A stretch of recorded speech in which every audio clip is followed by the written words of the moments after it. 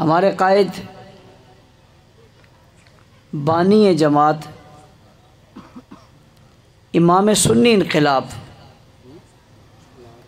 हज़रत अल्लामा हक नवाज़ जंगवी शहीद रहमतुल्लाह अलैह ने फरमाया था, ये फूलों की सैज नहीं है,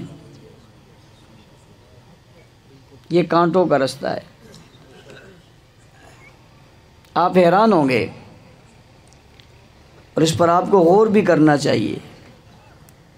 बंदा सारा दिन अमेरिका के ख़िलाफ़ बोले, कोई नहीं मारता। आधी ज़िंदगी इसराइल के ख़िलाफ़ तकरीरें करें, कोई नहीं मारता। आज आधे पाकिस्तान रियासत के ख़िलाफ़ बोल रहा है, कोई नहीं मारता। ये क्या उन्वान है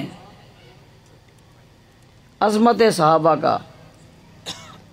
इस पर कोई ख़तीब आए तब, कोई अदीब आए तब, कोई प्रोफेसर आए तब, कोई शेखुल हदीस आए तब, कोई आम फ़र्द आए तब, जब भी इस उन्वान पे बोलता है, आखिर इसी उन्वान बोलने वालों को क्यों मारा जाता है? एक सवाल है।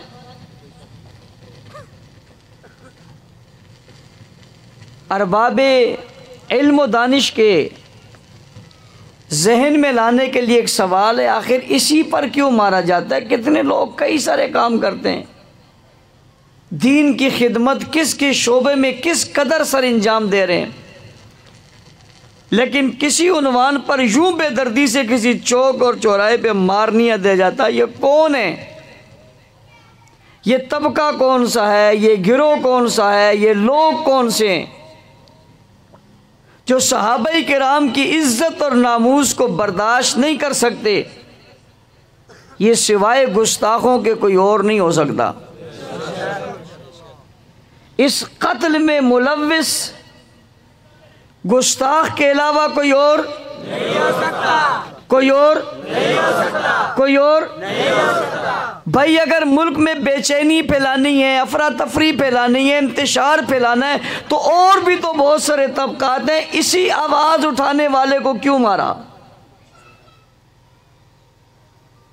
सियासतदान भी हैं, हुक्मरान भी हैं, वज़ारा भी हैं, और भी बहुत सारी जमातें भी हैं।